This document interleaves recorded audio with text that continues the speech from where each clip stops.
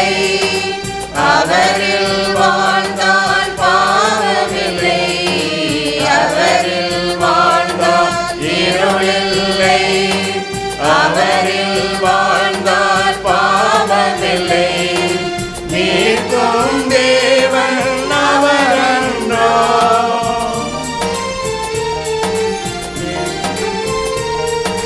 மீட்கும் தேவன் அவரன்றோ. மன்னிக்கும் இறைவன் அவரன்றோ. ஒளியில் நடந்து வா சகோதரா. ஒளியில் நடந்து வா சகோதரி. ஒளியாம் கிறிஸ்துவில் நடந்து வா. வழியாம் கிறிஸ்துவில் நடந்து வா.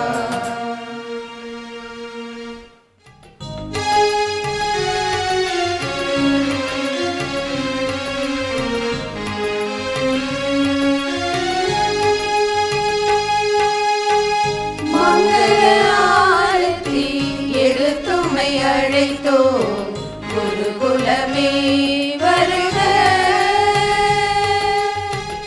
மங்கள ஆரத்தி எடுத்துமை அழைத்தோ குருகுலமே வருக. திருப்பலி வருக அழைத்தோ குருகுலமே வருக.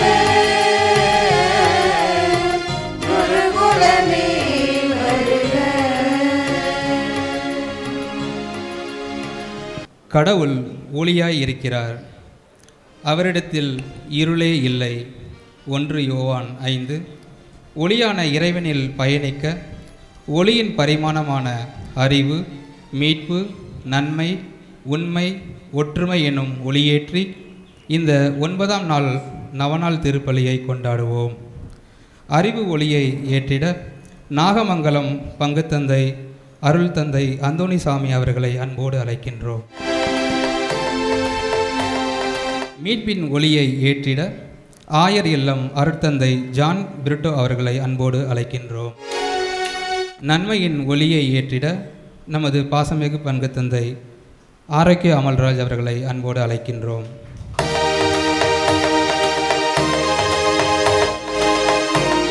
நன்மையின் ஒளியை ஏற்றிட புனித சந்தியாகப்பர் இளைஞர் மன்றத்தின் துணை பொருளாளர் திரு ஆரோக்கியம் அவர்களை அன்போடு அழைக்கின்றோம். ஒற்றுமையின் ஒளியை ஏற்றிட தியாகச்சுடர் இளையோர் இயக்கத்தின் உறுப்பினர் திரு பிரவீன் அவர்களை அன்போடு அழைக்கின்றோம்.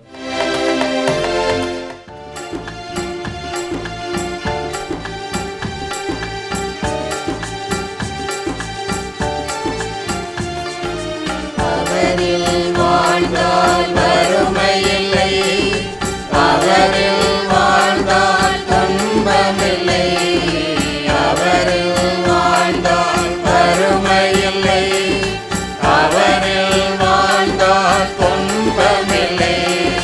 நிரப்பும் தேவன் அவரன்றோ.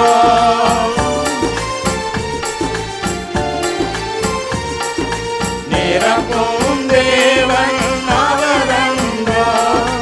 என்பத்தின் இறைவன் அவரன்றோ. ஒளியில் நடந்து வா சகோதரா. ஒளியில் நடந்து வா சகோதரி. ஒளியாம் கிறிஸ்துவில் நடந்து வா. வழியாம் கிறிஸ்துவில் நடந்து வா. இயேசு நம் ஒளி. இயேசு நம் ஒளி. இயேசு நம் ஒளி. இயேசு நம் ஒளி. இயேசு நம் ஒளி. இயேசு நம் ஒளி. தந்தை மகன் தூயாவியாரின் பெயராலே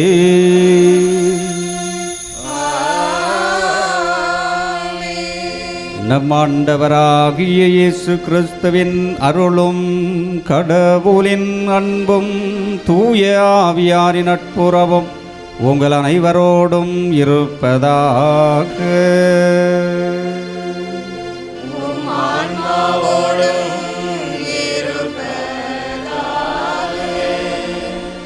திருப்பலி முன்னுரை. வானகம் கூடி கொண்டாடும் நாள் இன்று.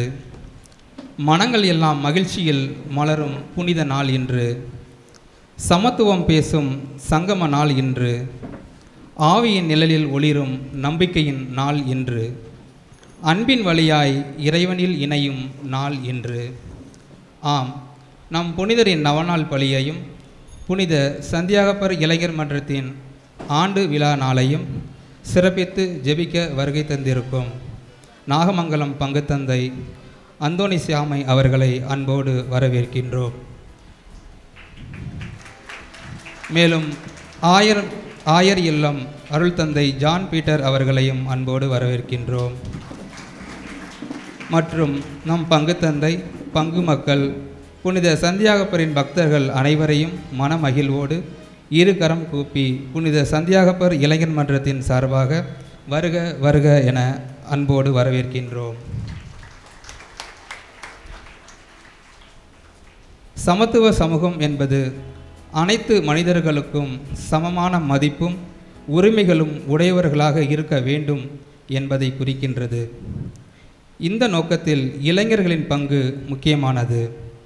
1978ஆம் ஆண்டு தொடங்கி கிட்டத்தட்ட 47 ஆண்டுகளாக புனித சந்தியாகப்பர் இளைஞர் மன்றம் சமூக சேவைகள், கல்வி உதவிகள் மற்றும் ஒருங்கிணைந்த கூட்டணி செயல்கள் மூலம் இந்த சமத்துவ பார்வையை இங்கு செயல்பாட்டில் கொண்டு வந்துள்ளது. பல வருடங்களாக ஆர்பிட் தொழிலாளர்களுக்கு அளிக்கப்பட்ட உதவி, ஆலய வேலைகளுக்கான நன்கொடை, விழா ஏற்பாடுகள் மற்றும் சமூக நல உதவிகளின் இந்த மன்றம் மிகுந்த ஈடுபாட்டுடன் செயல்பட்டு வருகின்றது. இம்மத செயல்கள் அனைத்தும் இளைஞர்களின் ஒருமித்த மனப்பாங்கையும் இறை அன்பையும் எடுத்து காட்டுகின்றது.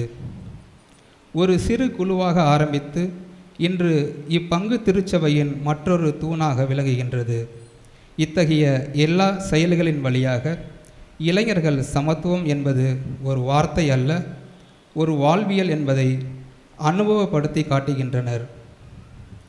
இந்த நாளில் என்றும் வழிநடத்திய இறைவனுக்கு திருப்பலியில் நன்றி சொல்வதோடு மென்மேலும் புனித சந்தியாகப்பர் இளைஞர் மன்றம் மற்றும் தியாக சுடர் இளையோர் இயக்க பணிகள் இறைவனுக்காய் பாடுபட வளர இத்திருப்பலியில் ஜெபிக்க அன்போடு வரவேற்கின்றோம்.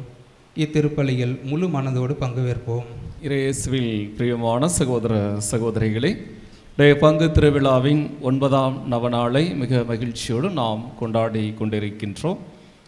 இன்றைய நாளிலே சமத்துவ சமூகம் காண்பதற்கான புதிய தொடக்கம் யூபிலி என்ற தலைப்பில் நாம் சிந்திக்கின்றோம். என் ஆடுகள் வாழ்வை பெறும் பொருட்டு, அதை நிறைவாக பெறும் பொருட்டு நான் இந்த உலகிற்கு வந்தேன் என்று நம் ஆண்டவர் இயேசு இந்த உலகிற்கு வந்ததற்கான தன்னுடைய நோக்கத்தை ஒரு இடத்தில் கூறுவார். எனவே நாம் அனைவரும் நிறைந்த மகிழ்ச்சியோடும் சமாதானத்தோடும் சந்தோஷத்தோடும் வாழ வேண்டும் என்பதே நம்மை படைத்த கடவுளின் விருப்பமாக இருக்கின்றது. ஆனால் மனிதர்கள் நாம் நம்மளுடைய சுயநலத்தினாலும் பேராசையினாலும் நமக்குள்ளே பல வேறுபாடுகளை நாம் ஏற்படுத்தி அந்த சமத்துவ சமூகம் இல்லாத ஒரு நிலையை நாம் உருவாக்கி கொள்கின்றோம். எனவே அப்படி இல்லை என்றால் இந்த யூபிலி ஆண்டிலே நாம் சமத்துவ சமூகமாக நாம் இருக்கின்றோமா?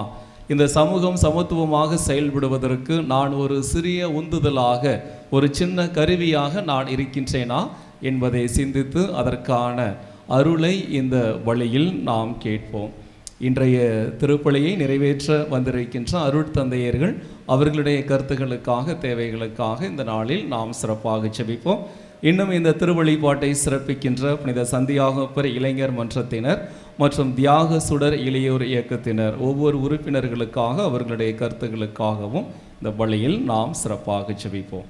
இன்றைய திருப்பலியை நன்றி பலியாக, வேண்டுதல் பலியாக ஒப்புக் கொடுக்கின்ற குடும்பத்தினர் Krappatti Venantius Stella Mary, Karumandapam Yogaraj Mercy, Khaja Nagar Joseph Gautham, Chennai Leisa, Chennai Muthu Lakshmi, Chennai Abhishek, Cantonment Juan Carlo, Dubai Gerald Priya Ramesh Jennifer Iniya, Cantonment மோகன் மெர்லின், சின்னமனூர் ஆனந்த் கிரேசி கோயிலன் ஜனனி, பொன்னகர் ஜெரால்டு யூஜின் விமலா, பொன்னகர் அமுலோர் பூவம் சிறிய புஷ்பம், சென்னை செல்லத்துறை ஷர்லி, பெரிய மிளகுபாறை பாக்கியநாதன், குழந்தை தரஸ், சென்னை மைக்கேல் ராஜ், மரிய அமளி கிறிஸ் கிறிஸ்டல், சென்னை சிஸ்டர் ஃபிலோ, புரத்தாக்குடி செல்வகுமார் ஜெனிஃபர், தஞ்சாவூர் கிறிஸ்டோபர் ஆசா போஸ்லே, தில்லைநகர் மிஷல், பெரியமிளகுபாறை லிண்டா மெர்சி சர்ந்தியா, சோமரசம்பேட்டை ஜோசப் செல்வராஜ் நிர்மலா மேரி, பாலக்குறிச்சி ஜஸ்டின் சுந்தரம் ரோஜா மேரி, கருமண்டபம் பர்ணபாஸ் ஞான சௌந்தரி, பந்தல்குடி காவியா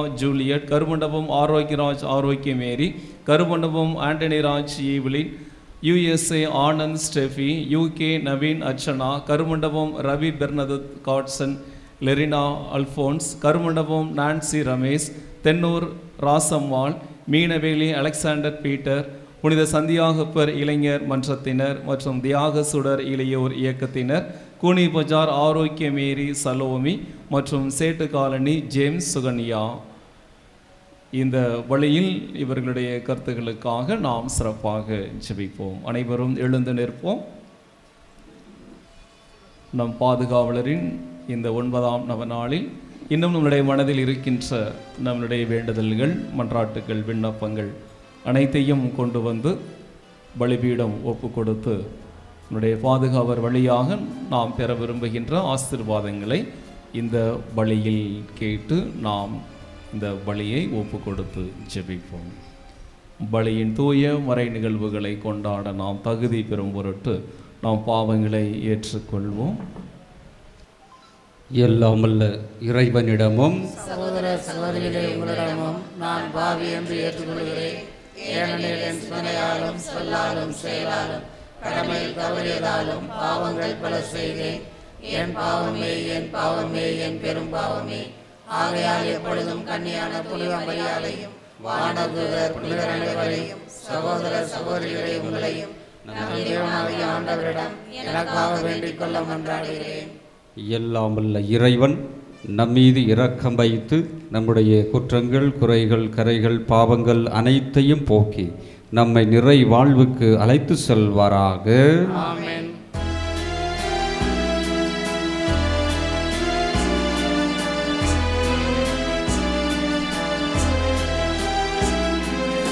ஆண்டவரே, ஆண்டவரே, இரக்கமாயிரும். ஆண்டவரே, ஆண்டவரே, இரக்கமாயிரும். கிறிஸ்துவே, கிறிஸ்துவே, இரக்கமாயிரும். ஆண்டவரே, இறையாவியே, இரக்கமாயிரும். ஆண்டவரே, ஆண்டவரே, இரக்கமாயிரும். இரக்கமாயிரும். இரக்கமாயிரும்.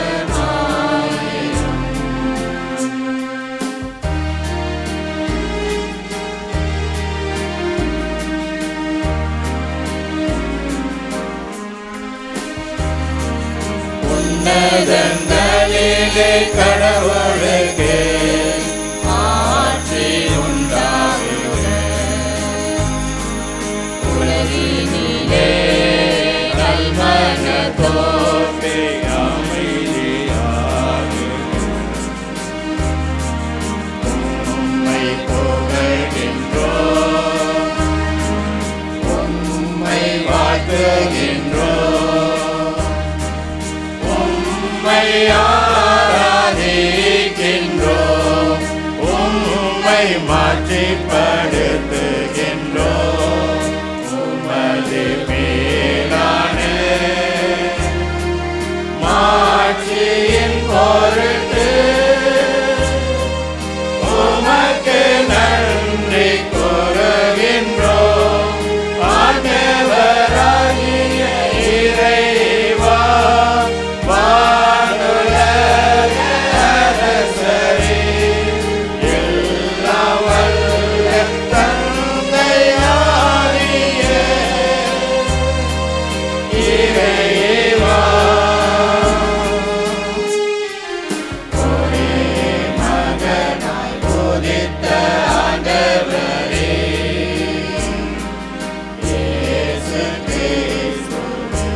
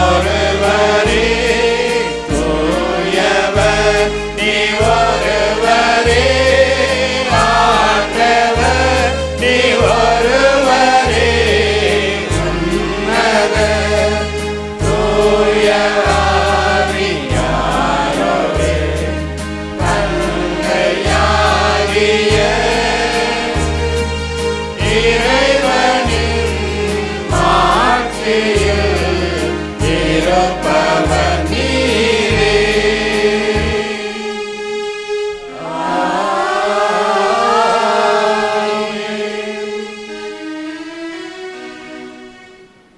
மன்றாடுவோமாக. ஆண்டவரே எங்கள் இறைவா, உம் திரு தூதர்களுள் முதல் மறைசாட்சியாக செந்நீர் சிந்தும் பேற்றினை புனித சந்தியாகப்பருக்கு அளித்தீரே. உமது திரு அவை அவருடைய நம்பிக்கை அறிக்கையினால் வலிமை பெறவும் அவருடைய பாதுகாவலால் தொடர்ந்து உதவி பெறவும் அருள் புரிவீராக. உம்மோடும் தூய ஆவியோடும் இறைவனா என்றென்றும் வாழ்ந்து ஆட்சி செய்கின்ற எங்கள் ஆண்டவரும் உம் திருமகனுமாகிய இயேசு கிறிஸ்து வழியாக உம்மை மன்றாடுகின்றோம்.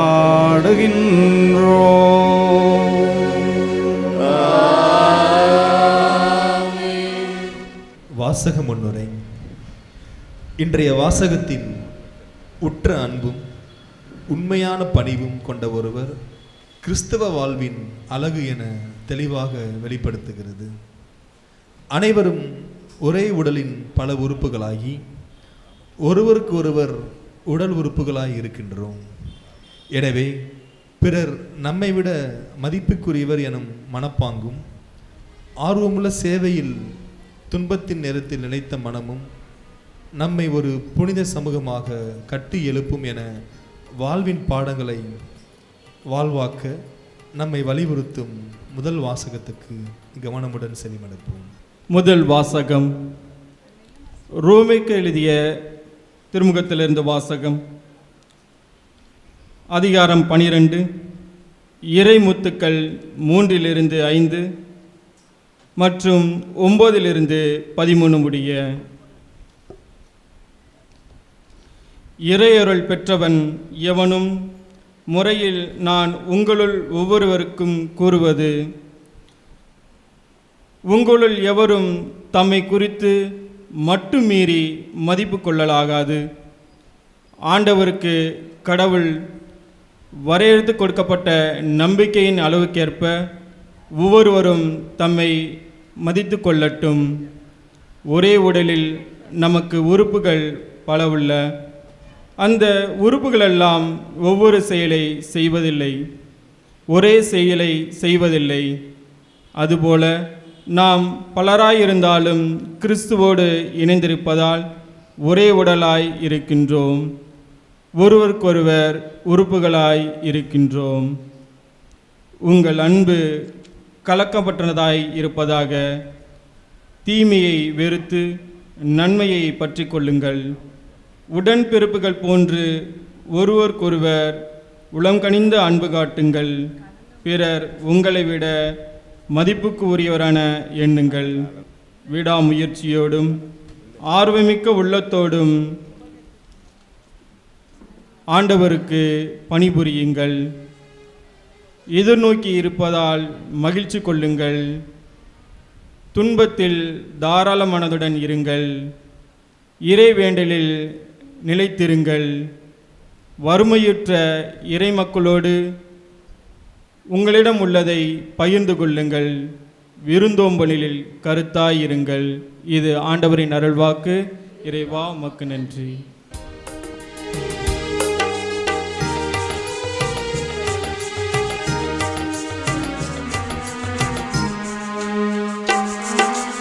ஆண்டவரே உமரும் செயல் நினைத்து என்றென்றும் நான் பாடுவேன். ஆண்டவரே உமரும் செயல் நினைத்து என்றென்றும் நான் பாடுவேன்.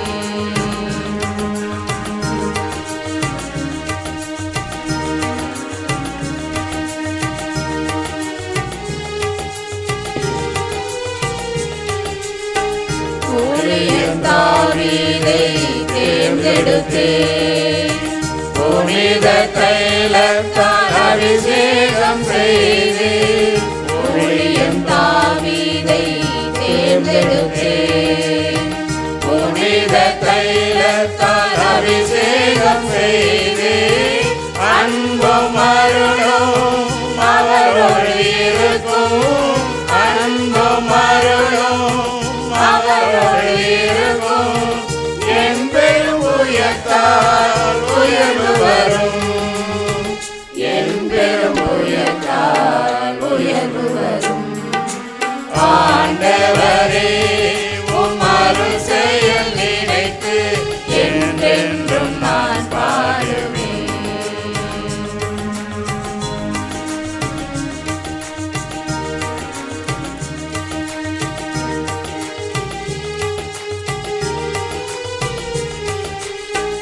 ஆண்டவரை என்றும் போற்றிடுவேன். அவரின் புகழை பாடிடுவேன். ஆண்டவரை என்றும் போற்றிடுவேன். அவரின் புகழை பாடிடுவேன். அவர்தம் இரக்கம் என்னோடு இருக்கும். அவர்தம் இரக்கம் என்னோடு இருக்கும். அவர்தம் கருணையால் உயர்வு வரும். அவர்தம் கருணையால் உயர்வு வரும். ஆண்டவரே உம் அருள் செயல் நினைத்து என்றென்றும் நான் பாடுவேன். ஆண்டவரே உம் அருள் செயல் நினைத்து என்றென்றும் நான் பாடுவேன்.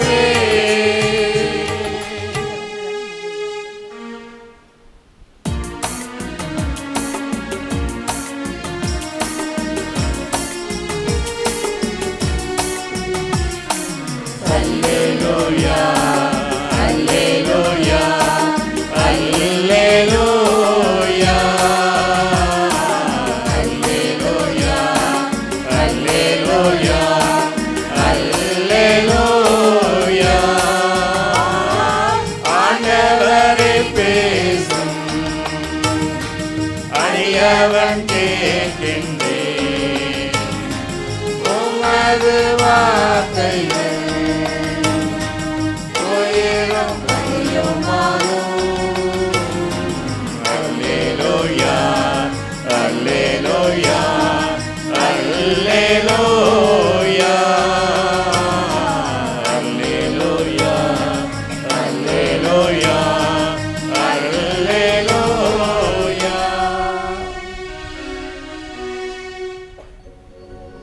ஆண்டவர் உங்களோடு இருப்பாராக.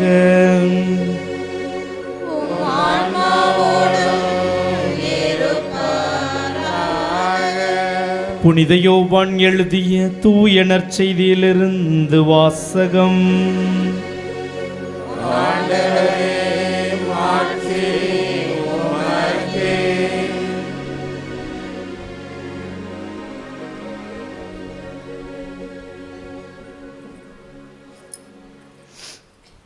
யோவான் எழுதிய தூய நற்செய்தி அதிகாரம் 4 இறைவார்த்தைகள் 1-15 முடிய. யோவானை விட இயேசு மிகுதியான சீடர்களை சேர்த்து கொண்டு திருமுழுக்கு கொடுத்து வருகிறார் என்று பரிசேயர் கேள்வியுற்றனர். இதை அறிந்த இயேசு யூதேயாவை விட்டகன்று மீண்டும் கலிலேயாவுக்கு சென்றார். ஆனால் உண்மையில் திருமுழுக்கு கொடுத்தவர் இயேசு அல்ல, அவருடைய சீடர்களே. கலிலேயாவுக்கு அவர் சமாரியா வழியாக செல்ல வேண்டியிருந்தது. அவர் சமாரியாவில் உள்ள சிக்கார் என்னும் ஊருக்கு வந்து சேர்ந்தார். யாக்கோபு தம் மகன் யோசேப்புக்கு கொடுத்த நிலத்துக்கு அருகே அந்த ஊர் இருந்தது.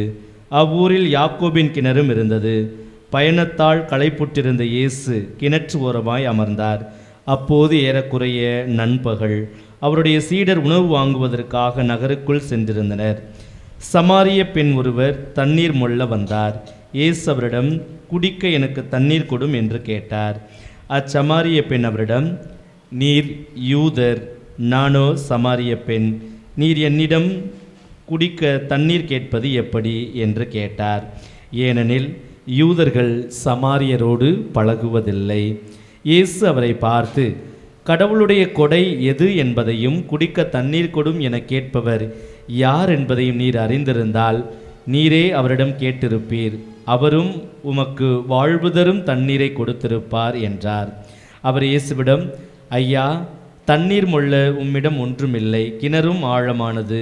அப்படி இருக்க வாழ்வு தரும் தண்ணீர் உமக்கு எங்கிருந்து கிடைக்கும்? எம் தந்தை யாக்கோபை விட நீர் பெரியவரோ? அவரே எங்களுக்கு இக்கிணற்றை வெட்டி தந்தார். அவரும் அவருடைய மக்களும் கால்நடைகளும் இதிலிருந்து தான் தண்ணீர் குடிப்பது வழக்கம் என்றார். இயேசு அவரை பார்த்து, இந்த தண்ணீரை குடிக்கும் ஒவ்வொருவருக்கும் மீண்டும் தாகம் எடுக்கும். நான் கொடுக்கும் தண்ணீரை குடிக்கும் எவருக்கும் என்றுமே தாகம் எடுக்காது. நான் பொங்கியலும் ஊற்றாக மாறி நிலைவாழ்வு அளிக்கும் என்றார். அப்பெண் அவரை நோக்கி, ஐயா, அத்தண்ணீரை எனக்கு கொடும், அப்போது எனக்கு தாகமும் எடுக்காது, தண்ணீர் முள்ள நான் இங்கு வர தேவையும் இருக்காது என்றார். ஆண்டவரின் அருள்வாக்கு.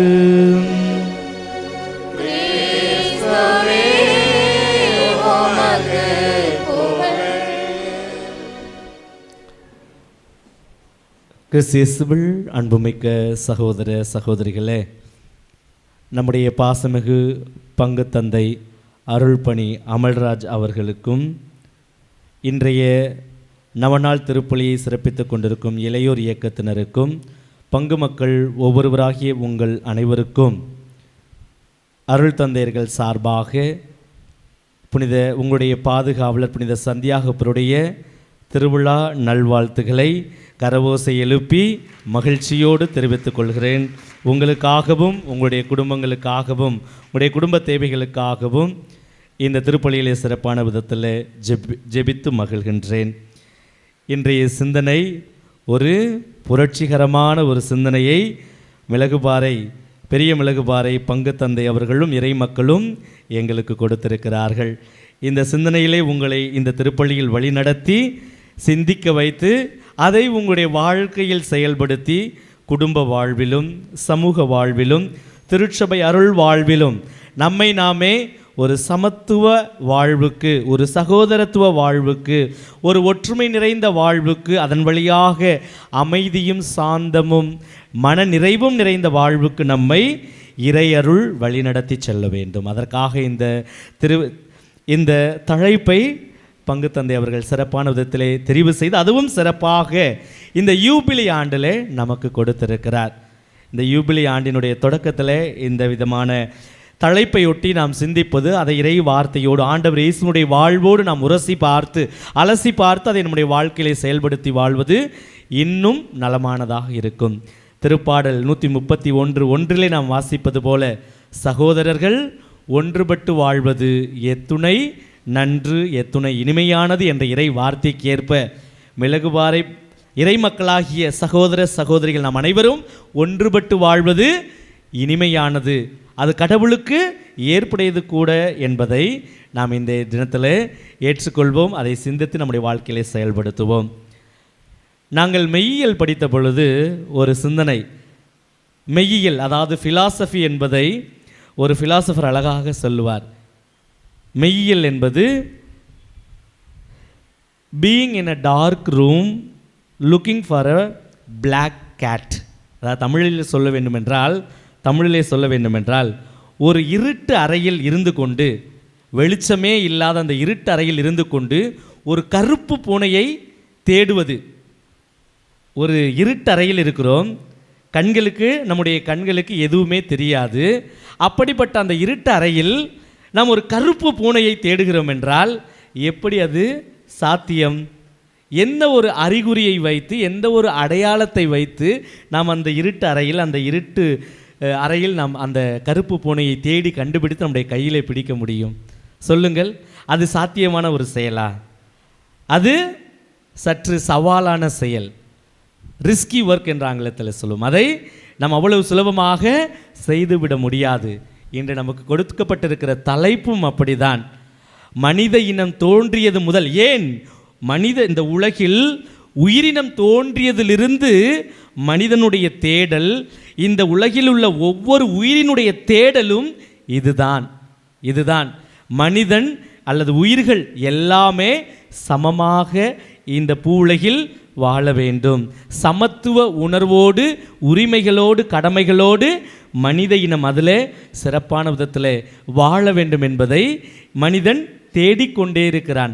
அந்த தேடலிலே தான் இன்றும் ஓடிக்கொண்டிருக்கின்றோம். நாம் அனைவரும் மனிதர்களாகிய நாம் ஒவ்வொருவருமே இன்றும் அந்த தேடலில்தான் நாம் ஓடிக்கொண்டிருக்கிறோம். எங்காவது நம்முடைய சமுதாயத்தில் சமத்துவத்தை நிலைநாட்டி நம்முடைய சமூகம் ஆண்டவர் இயேசு கண்ட அந்த இறையாட்சி கனவை நனவாக்கிவிட முடியாதா என்ற ஒரு ஏக்கத்திலும் எதிர்பார்ப்பிலும் ஒரு சந்தோஷத்திலும் மன நிறைவிலும் பயணித்து கொண்டிருக்கிறோம். நம்முடைய திருச்சபையையும் அதற்கு தான் நம்மை பக்குவப்படுத்தி பண்படுத்தி வழிநடத்தி கொண்டிருக்கிறது என்று சொல்லலாம். என்னுடைய நண்பர் ஒருவர் கொரோனாவிலே பாதிக்கப்பட்டு ஏறக்குறைய இறப்பின் படுக்கைக்கே சென்று வந்தவர். இறப்பை சற்று சவால் விட்டுவிட்டு இறப்புக்கே சவால் கொடுத்துவிட்டு அந்த இறப்பின் படுக்கையிலிருந்து மீண்டு வந்தவர். அவர் சொன்னார், அன்பு சகோதரரே, நீங்கள் குருவாக இருக்கிறீர்கள். உங்களுக்கு வாழ்க்கையிலுடைய பல அர்த்தங்களை, தத்துவங்களை நீங்கள் அறிந்திருப்பீர்கள், படித்திருப்பீர்கள். அதை மக்களுடைய வாழ்விலும் பார்த்திருப்பீர்கள். மனிதனுடைய வாழ்க்கையில் வாழ்வு என்பது ஒன்றுமே இல்லை. கொரோனாவிலே இறந்து போனவர்களை பல சடலங்களை நான் பார்த்தேன். அங்கு எங்கு போனது நம்முடைய சமுதாயத்தில் புரையோடி கிடக்கின்ற ஜாதியம் என்னும் ஒரு அமைப்பு. எங்கே சடங்குகள், சம்பிரதாயம், யார் கொல்லி வைக்க வேண்டும், என்னுடைய மூத்த மகன் கொல்லி வைக்க வேண்டும், அதுவும் ஆண் பிள்ளைதான் கொல்லி வைக்க வேண்டும் என்ற ஒரு ஆணாதிக்க சமூகம், அந்த ஆணாதிக்க சிந்தனை எல்லாம் அங்கு ஒன்றும் இல்லாமல் போய்விட்டது. யாரோ யாருக்கோ கொல்லி வைத்தார்கள். இறுதியாக அந்த முகத்தை கூட பார்க்க பலருக்கு கொடுத்து வைக்கவில்லை. அந்த கடைசி இறுதிச் சடங்குகளை கூட, இறுதி சடங்குகள் என்று சொல்ல முடியாது, இறுதி மரியாதையை கூட யாரும் அந்த உடலுக்கு, இறந்து போன அந்த உடலுக்கு செய்ய முன்வரவில்லை. இப்படிப்பட்ட சூழலில் மனித வாழ்க்கை என்பது ஒன்றுமே இல்லை. அவர் தன்னுடைய அனுபவத்திலிருந்து சொன்னார்.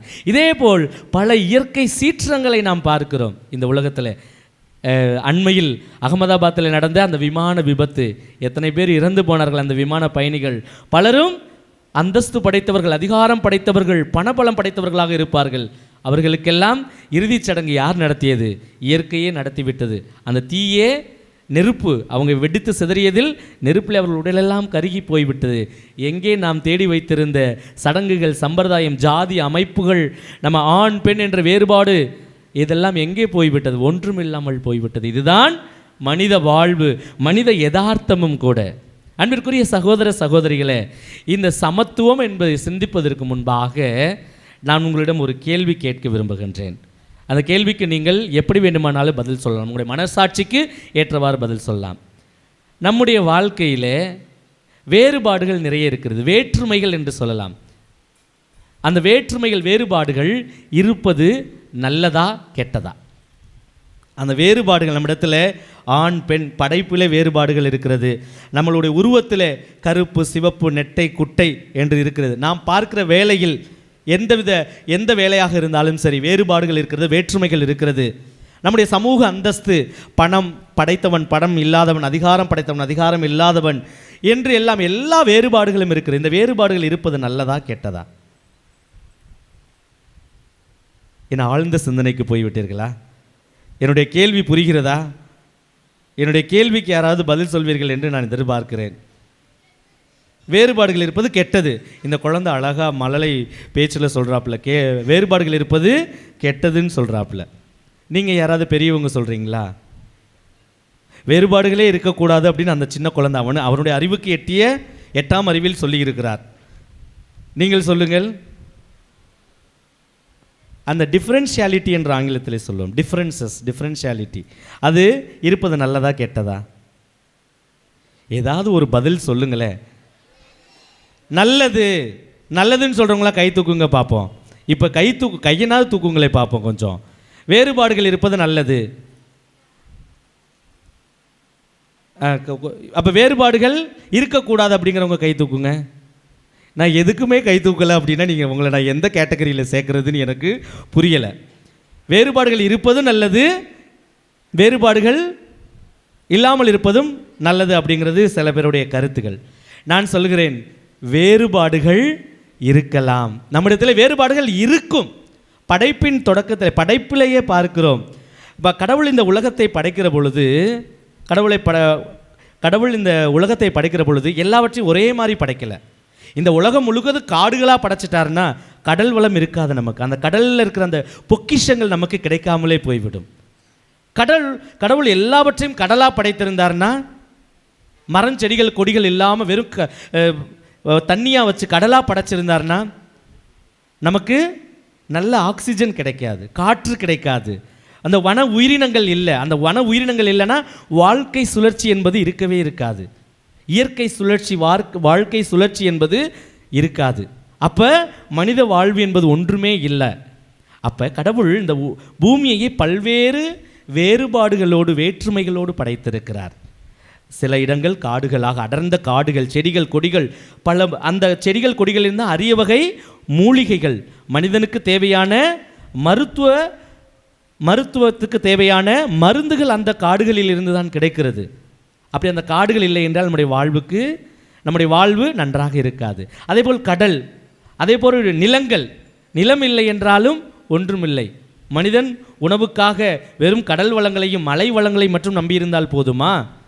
மாறாக நிலத்தில் விளைகிற தானியங்கள், பயிறு வகைகள் இவையும் நம்முடைய வாழ்வுக்கு தேவை.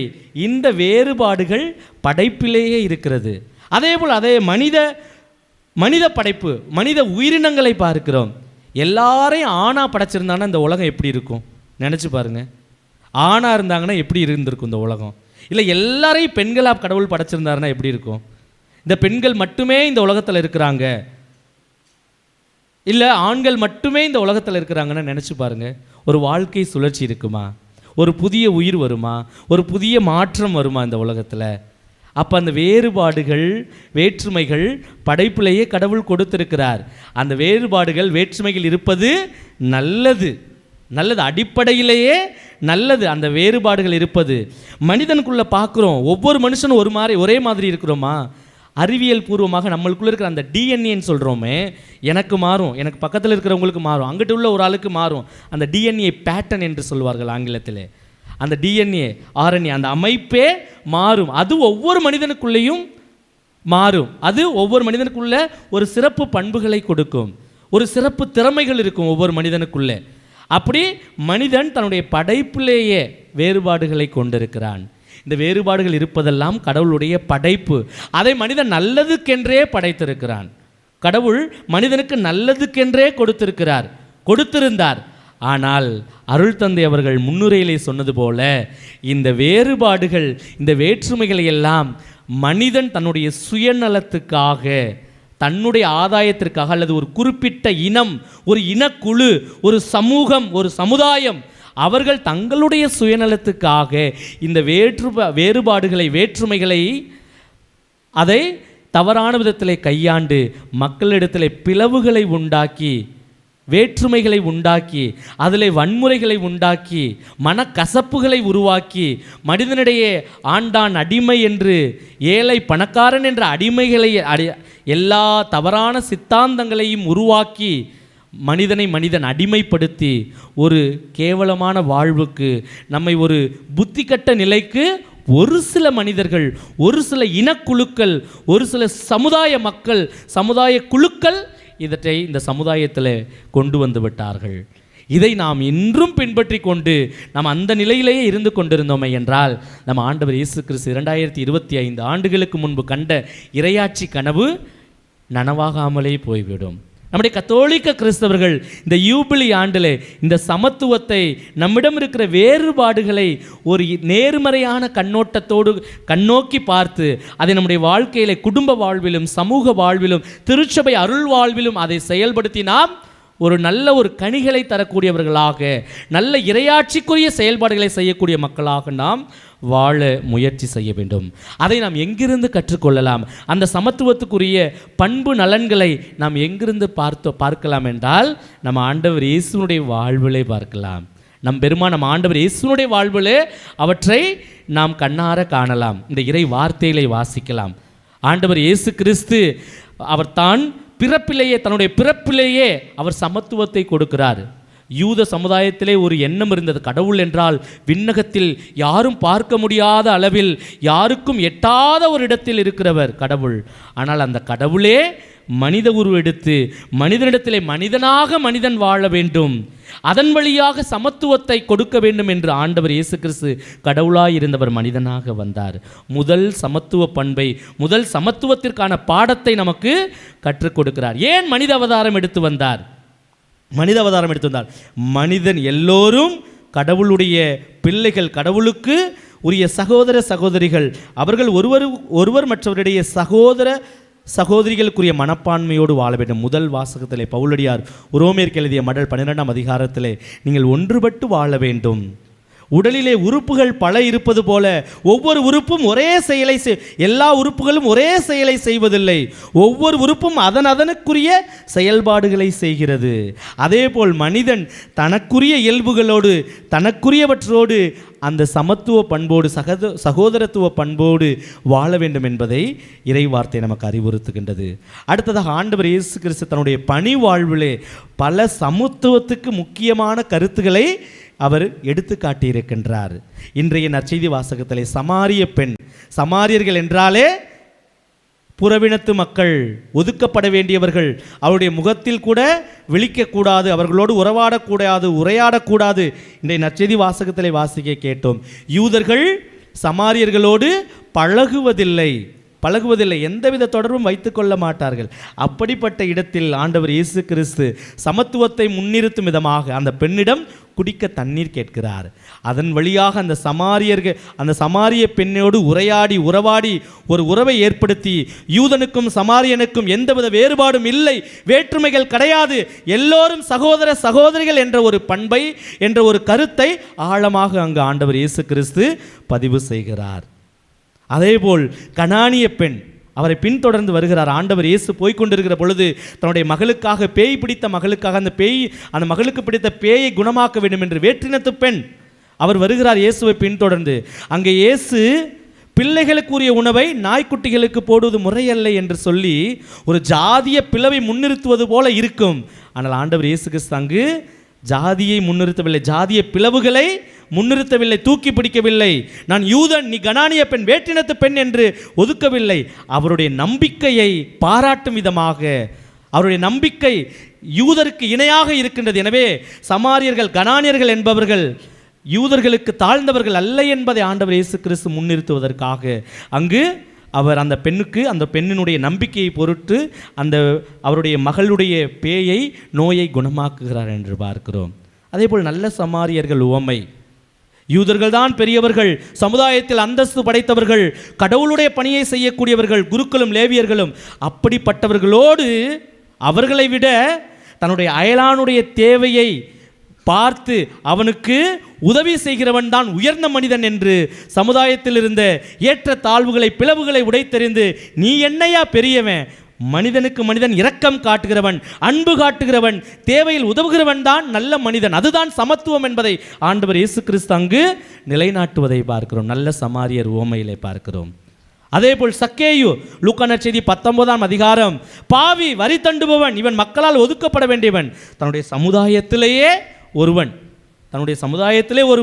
அவனையே ஒதுக்கி வைத்திருந்தார்கள். ஆண்டவர் கடவுள் பாவிகளையும் அன்பு செய்கிறார். ஆண்டவருடைய இரக்கமும் அன்பும் எல்லாருக்கும் உரியது. எனக்கு இவனுக்கு உரியது, அவனுக்குரியது என்று சொந்தம் கொண்டாட முடியாது. பரிசேயர்களும் சதுசேயர்களும் மறைநூல் அறிஞர்களும் அதைத்தான் போதித்தார்கள். ஆனால் ஆண்டவர் இயேசு கிறிஸ்து அங்கு சக்கேயுவுக்கு மனமாற்றத்தை கொடுப்பதன் வழியாக, சக்கேயுவோடு அமர்ந்து உணவு அருந்துவதன் வழியாக ஆண்டவர் இயேசு கிறிஸ்து அங்கு கடவுளுடைய அன்பையும் இரக்கத்தையும் பெறுவதற்கு எல்லோருமே தகுதியுடையவர்கள். அந்த சமத்துவத்தை, அங்கிருந்த பொருளாதார ஏற்றத்தாழ்வுகளை அங்கு முறியடித்த ஆண்டவர் இயேசு கிறிஸ்து ஒரு சமத்துவத்தை முன்னிறுத்துவதை பார்க்கணும். இப்படி ஏராளமான விஷயங்களை, நிகழ்வுகளை ஆண்டவருடைய இயேசுனுடைய வாழ்விலிருந்து நாம் எடுத்துக்கொள்ளலாம். அவற்றை நம்முடைய வாழ்வுக்கு நாம் எடுத்துக்கொள்ளலாம். அதை நம்முடைய வாழ்வுக்கு நாம் எடுத்துக்கொள்ள வேண்டும். அதோடு அவருடைய வழித்தோன்றல்கள், மரபுகளிலே பார்க்கிறோம். பேதுரு, யோவான், பவுல் இவர்களுடைய வாழ்விலே பார்க்கிறோம். திருத்தூதர் பணிகள் அதிகாரம் 16 ஒரு நிகழ்வு வரும். அங்குதான் முதல் எருசலேம் சங்கம் நடைபெறும். அங்கு ஒரு மிகப்பெரிய பிரச்சனையை பேதுருவிடம் கொண்டு வருகிறார்கள். ஆண்டவர் இயேசுடைய விண்ணேற்றத்திற்கு பிறகு தொடக்க கால திருச்சபையை வழிநடத்தியவர் பேதுரு, புனித பேதுரு, அவரிடம் ஒரு மிகப்பெரிய பிரச்சனை கொண்டு வரப்படுகிறது. என்னவென்றால், புறவினத்து மக்கள் கிறிஸ்துவை ஏற்றுக்கொள்கிறார்கள், ஞானஸ்நானம் பெறுகிறார்கள். ஆனால் அவர்கள் உண்மையான கிறிஸ்தவர்கள் அல்லது நம்பிக்கை கொண்டவர்கள் என்பதை விருத்த சேதனத்தின் வழியாக அவர்கள் நிரூபிக்க வேண்டும் என்று சொல்லுகிறார்கள். ஆனால் பேதுரு என்ன சொல்கிறார்? இங்கு யூதன் என்றோ கிரேக்கன் என்றோ புறவினத்தான் சமாரியன் என்றோ எந்தவித வேறுபாடும் கிடையாது. அவர்கள் வாய் வழியாக கேட்டு தங்கள் வாய் வழியாக அறிக்கையிடுகின்ற நம்பிக்கையின் வழியாகவே, அந்த நம்பிக்கையின் நற்செய்தியின் வழியாக அவர்கள் கடவுளுக்கு ஏற்புடையவர்களாகிறார்கள். எனவே உங்களிடையே எந்தவித பேதமையும் பிளவுகளும் இருக்கக்கூடாது. நீங்கள் எல்லோரும் ஆண்டவர் இயேசுவின் பேரால் திருமுழுக்கு பெற்ற எல்லோருமே சகோதர சகோதரிகள் என்ற ஒரு சமத்துவத்தை ஆண்டவர் இயேசுனுடைய வழித்தோன்றலான திருத்தூதர்களும் அதை முன்னிறுத்துகிறார்கள். அதே தொடர்ந்துதான் பவுலடியாரும் மிகச்சிறந்த நற்செய்தியாளர், ஆண்டவர் இயேசுனுடைய நற்செய்தியை உலகெங்கும் எடுத்துச் செல்ல வேண்டும் என்று ஒரு ஆவலோடு புறப்பட்டவர். அவரும் இதே விதமான கருத்துக்களை தான் முன்வைக்கின்றார். இன்றைய ரோமேயருக்கு எழுதிய மடலின் முதல் வாசகத்திலே பார்க்கிறோம். ஒருவருக்கொருவர் உளம் கனிந்த அன்பு காட்டுங்கள், வறுமையுற்றோரோடு நன்கு பழகுங்கள், அவர்களோடு தங்களிடம் உள்ளதை பகிர்ந்து கொள்ளுங்கள், உங்களிடையே இருக்கிற வேற்றுமைகள் வேறுபாடுகள் எல்லாம் கலைந்துவிடும் என்று இறை வார்த்தையும் சரி ஆண்டவர் இயேசுனுடைய திருத்தூதர்களும் நற்செய்தியாளர்களும் நமக்கு சொல்லுகிறார்கள். எனவே இந்த பாடத்தை இந்த யூபிலி ஆண்டு என்றாலே விடுதலையின் ஆண்டு, சமுதாயத்திலே ஓரங்கட்டப்பட்ட நிலையில், வறுமையுற்ற நிலையில், யாரும் கண்டுகொள்ளப்படாத நிலையில், அடிமை நிலையில் இருக்கிறவர்கள் ஒரு புது வாழ்வு பெற வேண்டும், புதிய மாற்றம் பெற வேண்டும் என்ற ஒரு கருத்தை யூபிலி ஆண்டு நமக்கு மையப்படுத்துகிறது. இந்த ஆண்டில் நாம் சிந்திக்க வேண்டியது, சிந்திப்பதோடு மட்டும் நின்று விடாமல் அதை செயல்படுத்த வேண்டியது இந்த சமத்துவ மனநிலை. நம்முடைய இந்த கிறிஸ்தவ சமூகம் குட்டி குட்டி சமூகம்தான். இந்த தமிழ்நாட்டிலே நம்ம எத்தனை % இருக்கிறோம் கிறிஸ்தவர்கள்? ஒரு 2-3% தான் இருப்போம். அப்படி இருக்கிற பட்சத்தில் நாம் வாழுகின்ற இடங்களில், சமூகத்தில், குடும்பங்களில் நாம் சமத்துவத்தை எப்படி நாம் பேணி காக்கின்றோம், சமத்துவத்தை எப்படி நம்முடைய வாழ்க்கையில் தராசில் இருக்கும் இரு தட்டுகளை போல சரி சமமான நிலையில் வைத்து நாம் பேணி காக்கிறோம் என்று நாம் பார்க்க வேண்டும். அன்பிற்குரிய சகோதர சகோதரிகளே, இன்று கல்வி, விஞ்ஞானம், அறிவியல் எத்தனையோ வளர்ச்சிகளை விண்ணுக்கு செல்லும் அளவுக்கு, விண்ணை எட்டி தொடுகிற அளவுக்கு வளர்ந்து கொண்டிருக்கிறது, வளர்ந்து விட்டது என்று சொல்லலாம்.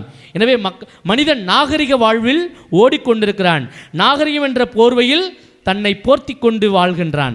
இப்படிப்பட்ட சூழலில் இன்னும் ஒரு சில வேறுபாடுகள், வேற்றுமைகள், சமூக பிளவுகள் இருந்து கொண்டிருக்கின. அது எதனால் இருக்கின்றது என்று நாம் சிந்தித்து பார்க்க வேண்டும். நான் திரும்ப தொடக்கத்திலே சொன்னது போல, சில சுயநலக்காரர்கள், ஆணவக்காரர்கள், அதிகாரமிக்கவர்கள், நான் தான் வாழ வேண்டும், நான் மட்டும்தான், என்னுடைய சமூகம் மட்டும்தான் வாழ வேண்டும் என்ற சுயநல போக்கோடு இருக்கிறவர்கள் மட்டுமே அதை செயல்படுத்தி கொண்டு, அதை கையில் எடுத்துக்கொண்டு தங்களுடைய சுயநல ஆசைகளை நிறைவேற்றிக் கொள்வதற்காக, தங்களுடைய பேராசைகளை நிறைவேற்றிக் கொள்வதற்காக செயல்படுத்தி கொண்டிருக்கிறார்கள். படித்தவர்களாகிய நாம் தான் உணர்ந்து கொள்ள வேண்டும்.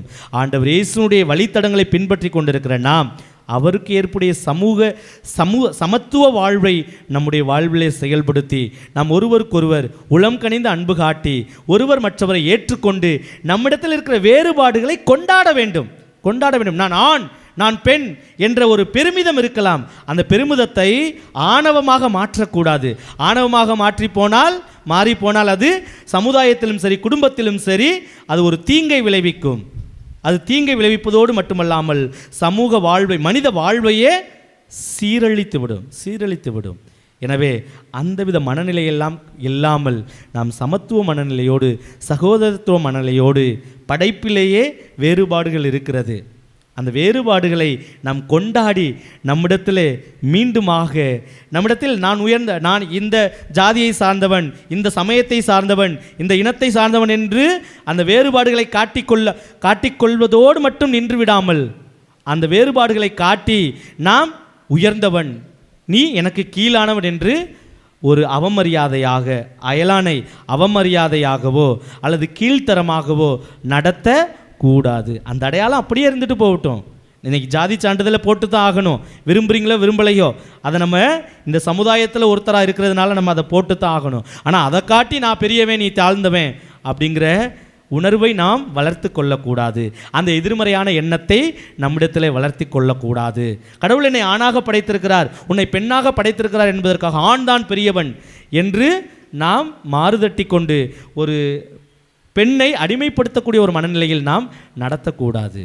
எனவே அன்பிற்குரிய சகோதர சகோதரிகளே, என்ற இறை வார்த்தையின் சிந்தனையோடு, இறை வார்த்தையின் வழிகாட்டுதலோடு, நம்ம ஆண்டவர் இயேசு கிறிஸ்துவினுடைய இறை வார்த்தை ஒளியில் நம்மை நாமே புதுப்பித்து கொண்டு ஒரு புதிய பாதையில் நம்மை வழிநடத்தி கொள்வோம். அந்த புதிய வாழ்வு, அந்த புதிய பாதை என்பது ஒரு சமத்துவம் நிறைந்த வாழ்வு, ஒரு சகோதரத்துவம் நிறைந்த வாழ்வு, அமைதி நிறைந்த வாழ்வு, ஒற்றுமை நிறைந்த வாழ்வு என்பதை நம்முடைய வாழ்வில், நம்முடைய சிந்தனையில் எடுத்துக்கொண்டு வாழ முயற்சி செய்வோம். எல்லாம் வல்ல இறைவன் நம்முடைய குடும்பங்களை ஆசீர்வதிப்பார்.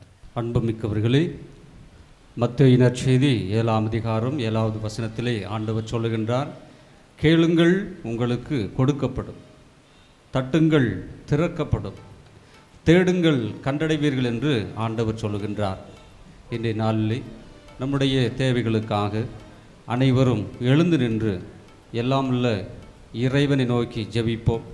குறிப்பாக நாம் மதத்தால், ஜாதியால், இனத்தால் வேறுபட்டு இருந்தாலும் நம்முடைய சிந்தனையால், சொல்லால், செயலால் ஒன்றுபட்டு வாழ வேண்டும் என்று எல்லாம் உள்ள இறைவனை நோக்கி மன்றாடுவோம். எம்மை வழிநடத்தும் அன்பே இறைவா, எம் திருச்சபையை வழிநடத்தும் திருத்தந்தை, ஆயர்கள், குருக்கள், அருட்சகோதரிகள் மற்றும் திருவர்த்தார் அனைவரையும் ஆசீர்வதித்து சமத்துவ சமுதாயம் ஏற்பட இவர்கள் செய்யும் எல்லா செயல்களிலும் இறைவன் உடன் இருந்து வழிநடத்த தேவையான வரன்மரல இறைவா உம்மை மன்றாடுகின்றோம். எல்லாம் வல்ல இறைவா, எங்கள் மன்றாட்டை கேட்டருளும். அன்பே உருவான எம் இறைவா, சமத்துவம் பேசும் இந்நாளில் நமது சமூகத்தில் பின்தங்கி இருக்கும் ஏழை மக்கள் உடல் மற்றும் மனமாற்று திறனாளிகள் ஆகியோருக்காக சிறப்பாக ஜெபிக்கின்றோம். அவர்கள் வாழ்வில் தேவையான ஆதரவும் மதிப்பும் சமூக ஒத்துழைப்பும் கிடைக்க வரமருள இறைவா உம்மை மன்றாடுகிறோம். எல்லாம் வல்ல இறைவா, எங்கள் மன்றாட்டை கேட்டருளும். இறை அருளின் ஊற்றை எம் இறைவா, நம் பங்கு திருச்சபையின் வளர்ச்சிக்காக உழைக்கும் புனித சந்தியாகப்பர் இளைஞர் மன்றம் மற்றும் தியாகச்சூடர் இளையோர் இயக்க உறுப்பினர்களின் குடும்ப பயன்களுக்காக ஜெபிக்கின்றோம்.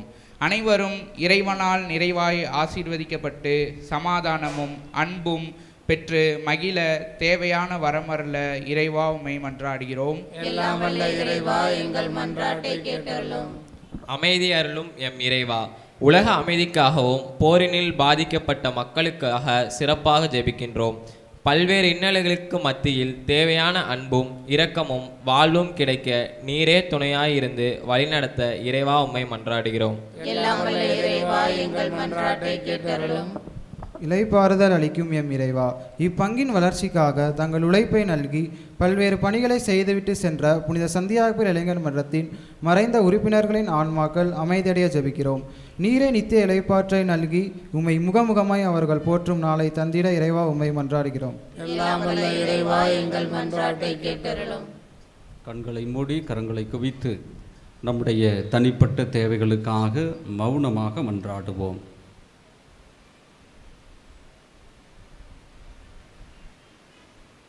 தாயும் தந்தையுமான இறைவா, இதோ உம்முடைய அன்பு பிள்ளைகளாகிய நாங்கள் உம் பாதம் எடுத்து வைத்திருக்கின்ற எங்களுடைய மன்றாட்டுக்கள், எங்களுடைய எண்ணங்கள், இயக்கங்கள் அனைத்தும் நிறைவேற வேண்டும்படியாக எங்கள் ஆண்டவரும் மீட்பரும் இரட்சகருமான இயேசு கிறிஸ்து வழியாக உம்மை நோக்கி மன்றாடுகிறோம். எங்கள் ஜெபம் கேளும் நல்ல பிதாவே, ஆமென்.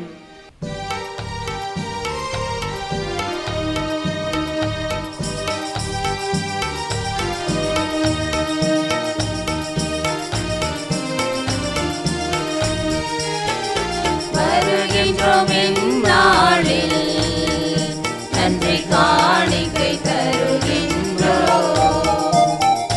வருகின்றோம் இந்நாளில் நன்றி காணிக்கை தருகின்றோம்.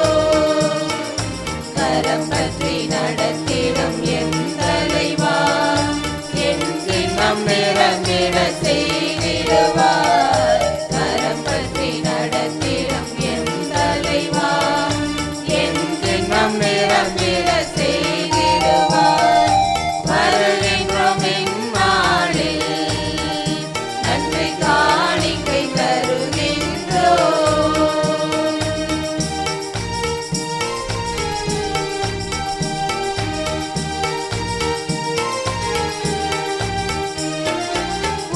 உழைப்பினை எடுத்து வந்தோம், உமக்கு அதன் பலன்களை அர்ப்பணித்தோம்.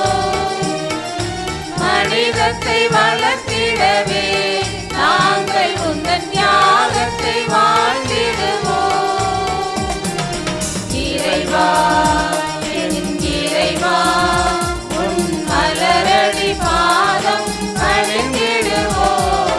இறைவா, என் இறைவா, உன் மலரடி பாதம் பணிந்திடுவோம்.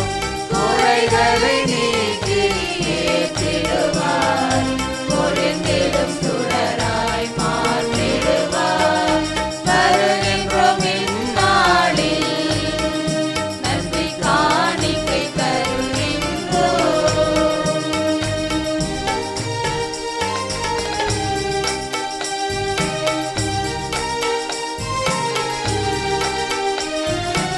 ஏழைகள் உயர்ந்திடவே என்றும் எங்கள் வாழ்வினை பகிர்ந்தளித்தோம். சமநிலை தோன்றிடவே எங்கும் பாவ பிரிவினை மீட்டிடுவோம். உயிரே என் உறவே, புது வசந்தம் நிறைவில் மலர்ந்திடவே. உயிரே என் உறவே, புது வசந்தம் நிறைவில் மலர்ந்திடவே. ஏழையின் துயரம் போக்கிடவே ஏற்றிடு எங்களின் காணிக்கையை. வருகின்றோம் இந்நாளில் நன்றி காணிக்கை தருகின்றோம். வருகின்றோம் இந்நாளில் நன்றி காணிக்கை தருகின்றோம்.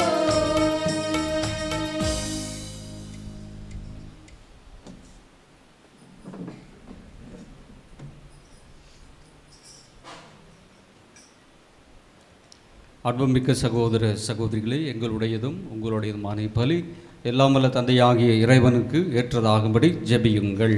ஆண்டவர் தம்முடைய திருப்பெயரின் புகழ்ச்சிக்காகவும் ஆட்சிக்காகவும் நமது நன்மைக்காகவும் புனித திரு அவை அனைத்து நலனுக்காகவும் உமது கையிலிருந்து பலி ஏற்றுக்கொள்வாராக. ஆண்டவரே எங்கள் இறைவா, உம் திருமகனின் மீட்பளிக்கும் பாடுகளாகிய திருமுழுக்கினால் எம்மை கழுவியருளும். உமது திருவுலப்படி திரு தூதர்கள் முதலாக கிறிஸ்துவின் துன்ப கிண்ணத்தில் பருகிய புனித சந்தியாகுப்பரின் அவனாலில் உமக்கு உகந்த பலியை நாங்கள் ஒப்பு கொடுப்போமாக. எங்கள் ஆண்டவராகிய கிறிஸ்து வழியாக உம்மை மன்றாடுகின்றோம்.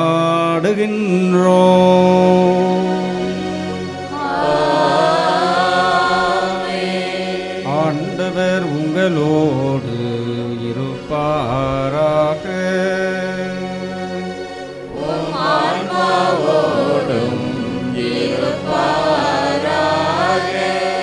இதயங்களை மேலே எழுப்புங்கள்.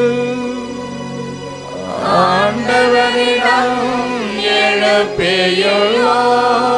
நம் இறைவனாகிய ஆண்டவருக்கு நன்றி கூறுவோம்.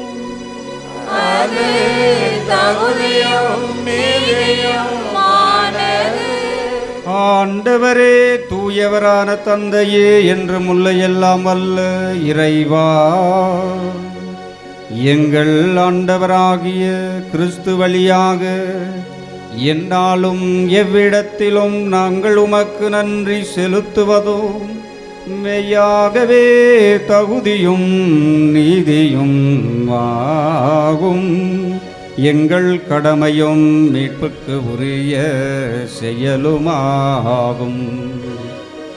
ஏனென்றால் உமது திரு அவை உம்முடைய புனிதத்தின் அடையாளமாக என்றும் இம்மன்னகத்தில் விளங்கவும், மக்கள் அனைவருக்கும் விண்ணக படிப்பினைகளை வழங்கவும், அது திரு தூதர்களை அடித்தளமாக கொண்டு நிலைத்திருக்கவும் செய்தருளினீர்.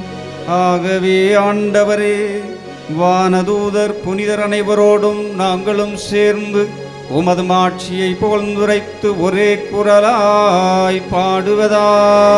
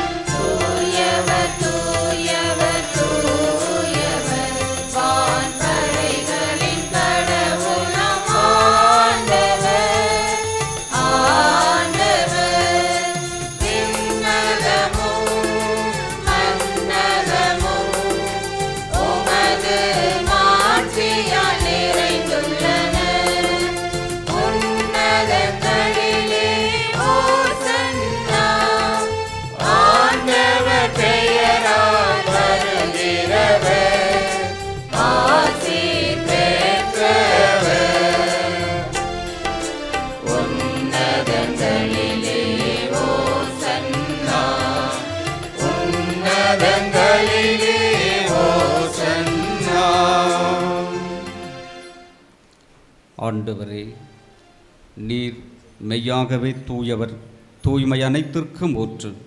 ஆகவே உம்முடைய ஆவியை பொழிந்து இக்காணிக்கைகளை தூய்மைப்படுத்த வேண்டுகிறோம்.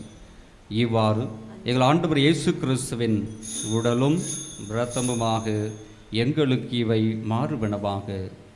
ஆண்டவர் இயேசு பாடுபட உளம் கனிந்து தம்மை கையளித்த போது அப்பத்தை எடுத்து நன்றி செலுத்தி அதை பிட்டு தம் சீடர்களுக்கு அளித்து அவர் கூறியதாவது: அனைவரும் இதிலிருந்து பெற்று உண்ணுங்கள், ஏனெனில் இது உங்களுக்காக கையளிக்கப்படும் என் உடல்.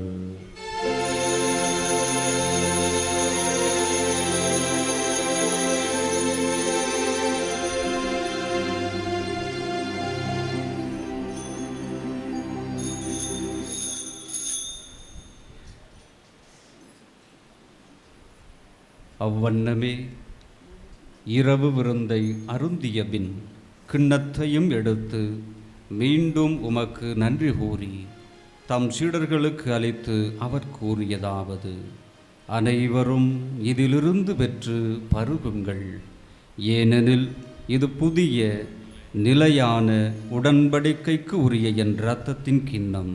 இது பாவ மன்னிப்புக்கென்று உங்களுக்காகவும் பலருக்காகவும் சிந்தப்படும். இதை என் நினைவாகச் செய்யுங்கள்.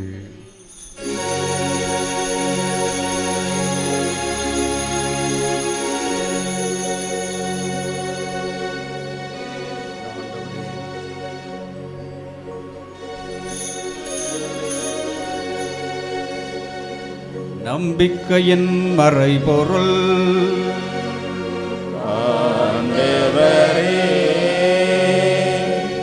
நீர் வருமளவும் உமது இறப்பினை அறிக்கையிடுகின்றோம், உமது உயிர்ப்பினையும் எடுத்துரைக்கின்றோம். ஆகவே ஆண்டவரே, நாங்கள் கிறிஸ்துவின் இறப்பினையும் உயிர்ப்பினையும் நினைவுகூர்ந்து வாழ்வு தரும் அப்பத்தையும் மீட்பளிக்கும் கிண்ணத்தையும் உமக்கு ஒப்புக் கொடுக்கின்றோம். உம் திருமுனின்று உமக்கு ஊழியம் புரிய தகுந்தவர்கள் என எங்களை ஏற்றுக்கொண்டீர். எனவே உமக்கு நாங்கள் நன்றி செலுத்துகின்றோம். மேலும் கிறிஸ்துவின் உடலிலும் இரத்தத்திலும் பங்கு கொள்ளும் எங்களை தூய ஆவியார் ஒன்று சேர்க்க வேண்டுமென உம்மை தாழ்மையுடன் மன்றாடுகின்றோம். ஆண்டவரே, உலகெங்கும் பரவி இருக்கும் உமது திரு அவை நினைவு கூர்ந்தருளும். எங்கள் திருத்தந்தை லியோ, எங்கள் ஆயர் ஆரோக்கியராஜ், எல்லா திருநிலையினர் ஆகிய அனைவரோடும் உமது திரு அவை அன்பில் நிறைவு பெற செய்திருளும். சிறப்பாக இவ்வழியில் பங்கேற்று ஜெபிக்கின்ற உம் பிள்ளைகள் எங்கள் ஒவ்வொருவரையும் இந்த நாளில் திருப்பலி ஒப்பு கொடுத்து ஜெபிக்கின்ற எல்லா குடும்பங்களையும், இந்த திருவழிபாட்டை சிறப்பிக்கின்ற புனித சந்தியாகப்பர் இளைஞர் மன்றத்தினர், தியாக சுடர் இளையோர் இயக்கத்தினர் ஒவ்வொரு உறுப்பினரையும் நிறைவாக ஆசிர்வதித்து உம் பாதம் நம்பிக்கையோடு முன்வைக்கின்ற எல்லா வேண்டுதல்களுக்கும் உம்முடைய இரக்கத்தினாலும் பேரன்பினாலும் நாங்கள் பெற்றுக்கொள்ள அருள் புரிவீராக. மேலும் உயிர்த்தெழுமத நோக்குடன் துயில் கொள்ளும் எங்கள் சகோதரர் சகோதரிகளையும் இறந்தோர் அனைவரையும் இரக்கத்துடன் நினைவு கூர்ந்து உமது திருமுக ஒளியினுள் ஏற்றருளும். எங்கள் அனைவர் மீதும் இரக்கமாயிரும்.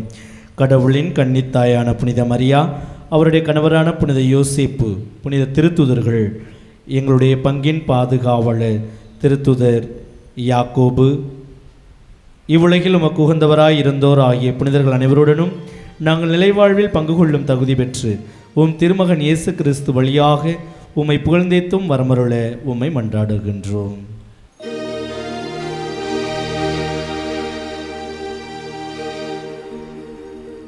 இவர் வழியாக இவரோடு இவரில் எல்லாம் வல்ல இறைவனாகிய தந்தையே, தூய ஆவியாரின் ஒன்றிப்பில் எல்லா புகழும் மாட்சியும் என்றென்றும் உமக்கு உரியதே.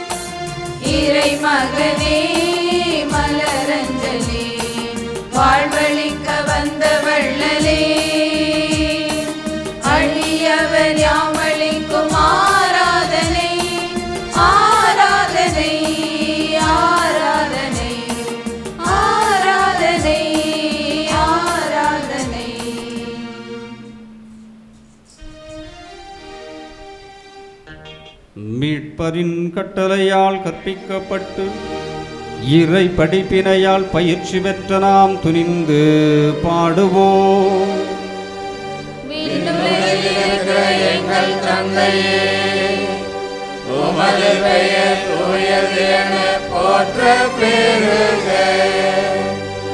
உமது ஆட்சி வருக.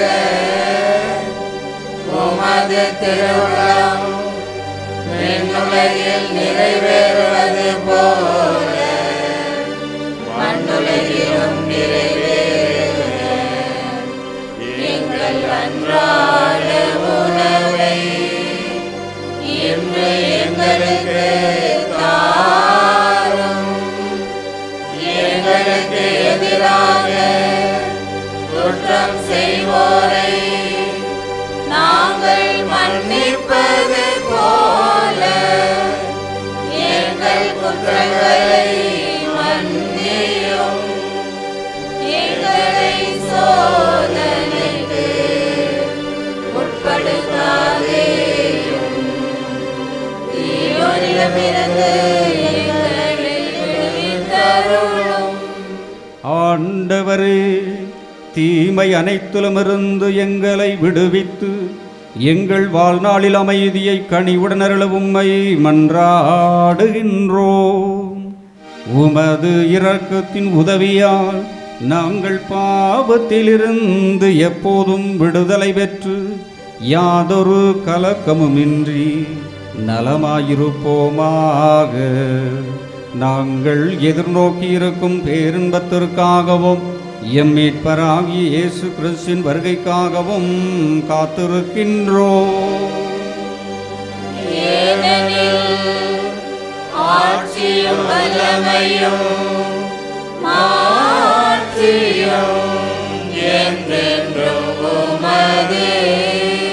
ஆண்டவரே இயேசு கிறிஸ்துவே, அமைதி உங்களுக்கு விட்டுச் செல்லுகிறேன், என் அமைதியையே உங்களுக்கு அளிக்கிறேன் என்று உம் திரு தூதர்களுக்கு மொழிந்தீரே. எங்கள் பாவங்களை எல்லாம் பாராமல் உமது திரு அவையின் நம்பிக்கை கண்ணோக்கி உமது திருவுளத்திற்கேற்பதற்கு அமைதி ஒற்றுமையும் தந்தருளும். என்றென்று வாழ்ந்து ஆட்சி செய்கின்றவர் நீரே. ஆண்டவருடைய அமைதி உங்கள் அனைவரோடும் என்றும் இன்றும் இருப்பதாக.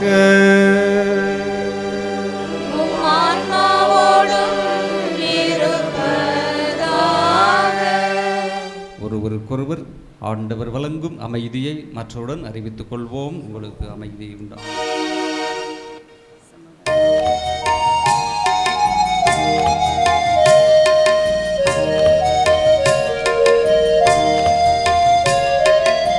உலகின் பாவம் போக்கும் இறைவனின் செம்மறியே, எம்மேல் இரக்கவையும். உலகின் பாவம் போக்கும் இறைவனின் செம்மறியே, எம்மேல் இரக்கவையும்.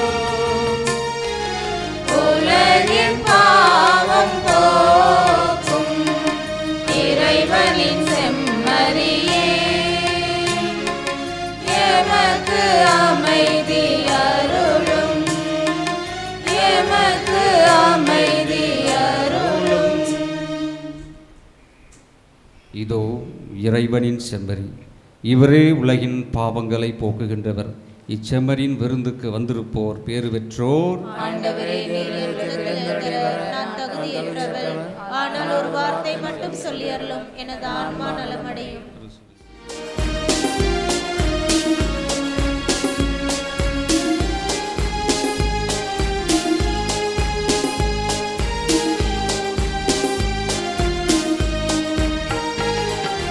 வரம் தரும் வானமுதே, அருந்திடமாயினிதே, எனில் உறைந்திடும் போதிலே, மனம் நிறைந்திடும் ஆவலே. வரம் தரும் வானமுதே, அருந்திடமாயினிதே, எனில் உறைந்திடும் போதிலே, மனம் நிறைந்திடும் ஆவலே. உயிரின் உயிரை நான் தேடும் உறவின் பொருளே, நீ நானே உறவின் வடிவாய் காண்கின்றேன். உயிரின் உயிரை நான் தேடும் உறவின் பொருளே, நீ நானே உறவின் வடிவாய் காண்கின்றேன். வரம் தரும் வானமுதே, அருந்திடமாயினிதே, எனில் உறைந்திடும் போதிலே, மனம் நிறைந்திடும் ஆவலே.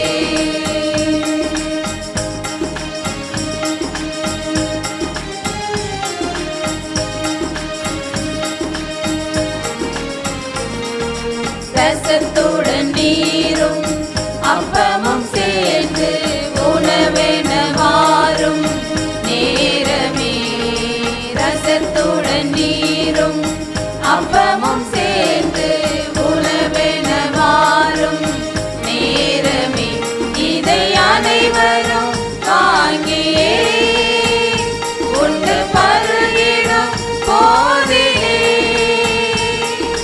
நிலை பெறும் வாழ்வு நிலைத்திடும் பேரு நிஜம் என காண்கின்றேன், அது நிஜம் என காண்கின்றேன். அன்பார்ந்தவர்களே, நம்முடைய பங்கு திருவிழாவின் 9வது நவநாளை இன்று போது நாம் நிறைவு செய்கின்றோம். ஏறக்குறைய நவநாள் அனைத்தையும் நிறைவு செய்கின்ற ஒரு நிறைவு நாளாக இந்த நாள் நமக்கு அமைந்திருக்கின்றது. நவநாள் என்பது நமக்கெல்லாம் தெரியும். 9 நாட்கள், இன்றோடு 9 நாட்களை நான் நிறைவு செய்து நாளை 10ஆம் நாள் திருவிழாவாக, ஒரு பெருவிழாவாக கொண்டாட நாம் காத்திருக்கின்றோம். இந்த 9 நாட்களும் நம்மையே நாம் தயாரித்திருக்கின்றோம். பல்வேறு மறையுரைகளை, சிந்தனைகளை நாம் உள்வாங்கி இன்னும் நாம் புனித சந்தியாகப்பர் வழியாக கடவுளுடைய ஆசையை நிறைவாக பெற்றுக்கொள்ள இந்த நாட்கள் தொடர்ந்து நாம் ஒவ்வொரு திருப்பலியிலும் ஒவ்வொரு நாளும் இந்த திருப்பலியில் வந்து நாம் பங்கேற்று ஜெபித்திருக்கின்றோம். பல பெற்ற நன்மைகளுக்கு நாம் நன்றி சொல்லி இருக்கின்றோம். இன்னும் தொடர்ந்து பல வேண்டுதல்களை முன்வைத்தும் நாம் ஜெபித்து கொண்டிருக்கின்றோம். எனவே அந்த வகையில் நவநாளை நிறைவு செய்கின்ற இந்த நாளிலே நம்முடைய அழைப்பை ஏற்று திருப்பலி நிறைவேற்றிய அருள் தந்தை அந்தோணிசாமி அவர்கள், நம்முடைய திருச்சி மறை மாவட்டத்தை சார்ந்தவர்கள், நாகமங்கலம் பங்கிலே பங்கு தந்தையாக தன்னுடைய பணியை மிக சிறப்பாக செய்து கொண்டிருக்கின்றார்கள். எனவே தந்தை சென்ற பிறகு அங்கு இறையிறக்க ஆண்டவர் ஆலயம் ஒவ்வொரு மாதத்தின் முதல் வெள்ளியும் மிக சிறப்பாக மக்களை ஒருங்கிணைத்து இன்னும் மக்கள் திரளாக அந்த ஆலயத்தில் வந்து பங்கேற்க, அதே போல் இறையிறக்கத்தின் ஆண்டவரின் ஆசையை பெற்றுக்கொள்ள மிக அழகாக அதை செய்து கொண்டிருக்கின்றார்கள். அதே போல் பல இடங்களில் பல்வேறு பணிகளை மிக சிறப்பாக செய்திருக்கின்றார்கள். மாத்தூரிலே எனக்கு முன்பாக அங்கு பங்கு தந்தையாக இருந்தபோது மிக சிறப்பாக பல்வேறு பணிகளை மேற்கொண்டிருக்கின்றார்கள். எனவே இந்த நாளில் நாம் அழைத்த போது நம்முடைய அழைப்பை ஏற்று இந்த நாளை வந்து சிறப்பித்து நமக்காக ஜெபித்து இறை ஆசிரை பெற்று தந்த அருள் தந்தை அந்தோணிசாமி அவர்களுக்கு நம்முடைய பங்கு இறை சமூகத்தின் பெயராலும் இன்றைய நவநாளை சிறப்பிக்கின்ற புனித சந்தியாகப்பர் இளைஞர் மன்றத்தினர், தியாக சுடர் இளையோர் இயக்கத்தினர் அவர்களின் சார்பாக பொன்னாடை அணிவித்து கௌரவிக்கிறார்கள். திருவாளர் வின்சென்ட் அவர்கள் இப்பொழுது தந்தை அவர்களுக்கு பொன்னாடை போதி கௌரவப்படுத்துவார். வாழ்த்துக்களை, பாராட்டுகளை தந்தை அவர்களுக்கு நாம் அன்போடு தெரியப்படுத்துகின்றோம்.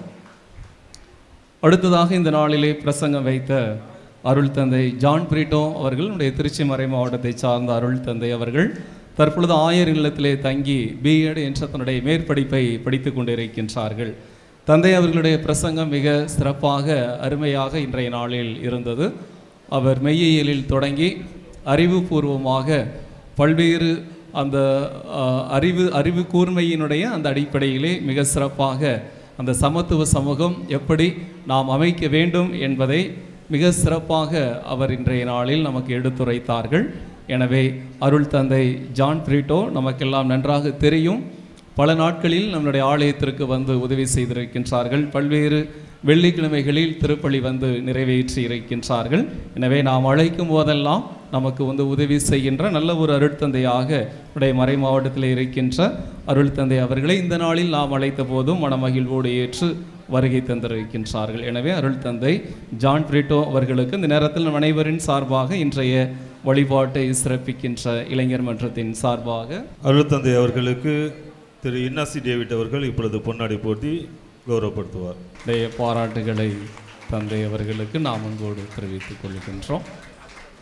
கடந்த 9 நாட்களும் இந்த வழிபாடானது சிறப்பாக நடைபெற எல்லா வகையிலும் ஆக்கமும் ஊக்கமும் அளித்து வருகின்ற நமது பாசமிகு பங்கு தந்தை அவர்களுக்கு திரு ராஜா அவர்கள் இப்பொழுது பொன்னாடை போர்த்துவார்கள்.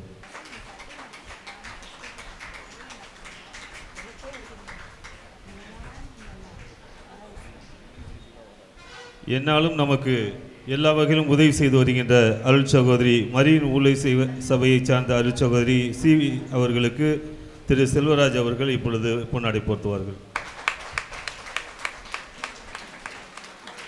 வழிபாடு சிறக்க ஒவ்வொரு நாளும் நமக்கு பாடகர் குழு மிக முக்கியமாக அமைகின்றது.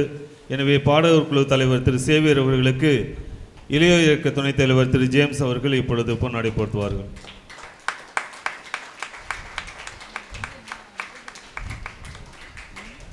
எமது இளைஞர் மன்றத்தினுடைய மூத்த உறுப்பினர்கள் திரு ஜேம்ஸ் அவர்களுக்கு இப்பொழுது திரு புஷ்பராஜ் அவர்கள் பொன்னாடை போர்த்துவார்கள். அதே போன்று இன்னொரு மூத்த உறுப்பினர் திரு செபாஸ்டியன் அவர்களுக்கு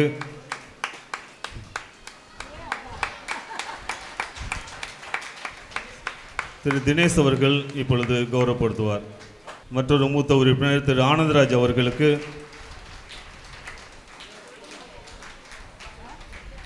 திரு மாஸ்டர் அவர்கள் கௌரவப்படுத்துவார்.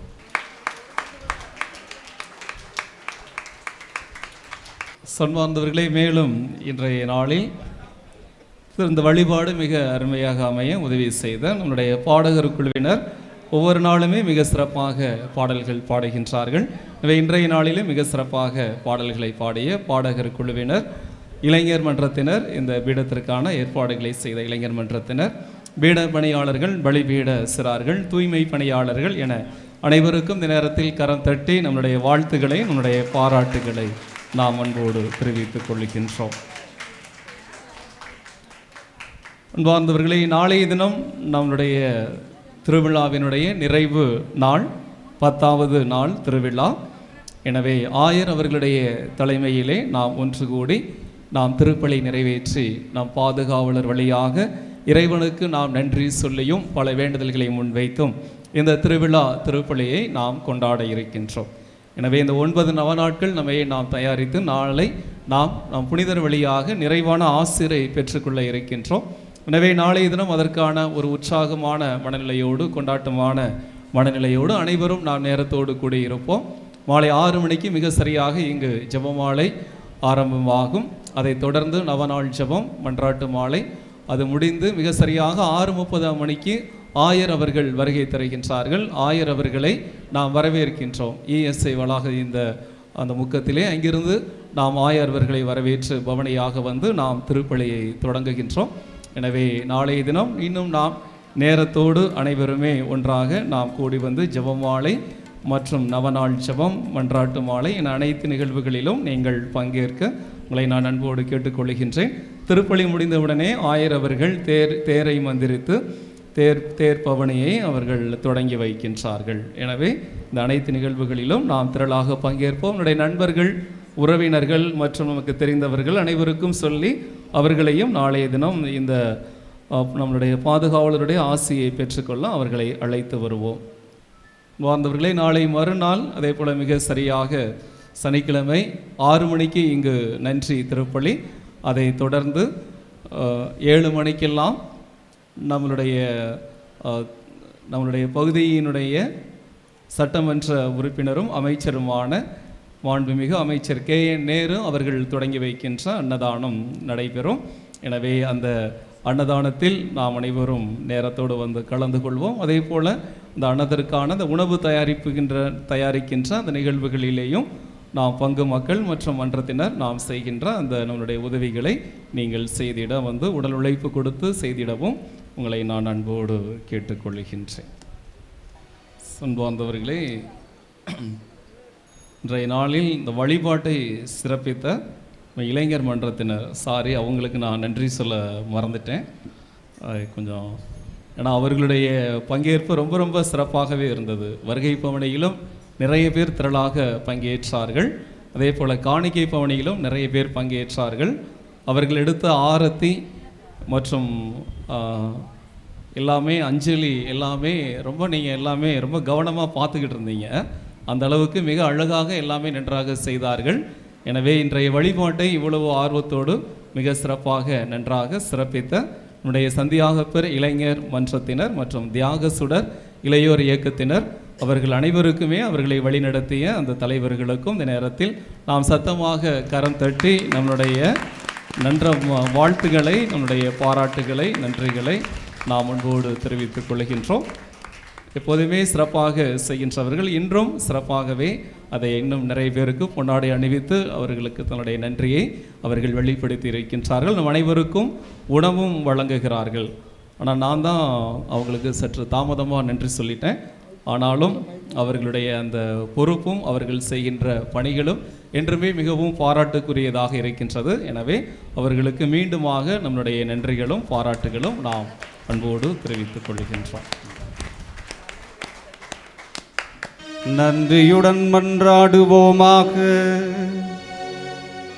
ஆண்டவரே எங்கள் இறைவா, திருத்தூதரான புனித சந்தியாப்பின் நவநாளிலே உமது திருவிருந்தில் பேரின்பத்துடன் நாங்கள் பங்கு கொண்டுள்ளோம். அவருடைய பரிந்துரையால் நாங்கள் உமது உதவியை பெற்றுக்கொள்ள அருள் புரிவீராக. எங்கள் ஆண்டவராகிய கிறிஸ்து வழியாக உம்மை மன்றாடுகின்றோம்.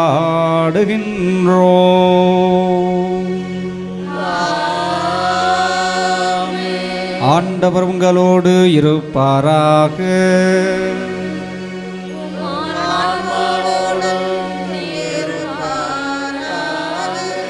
எல்லாம் வல்ல இறைவன் தந்தை மகன் தூயாவியார் உங்கள் அனைவரையும் ஆசீர்வதிப்பாராக.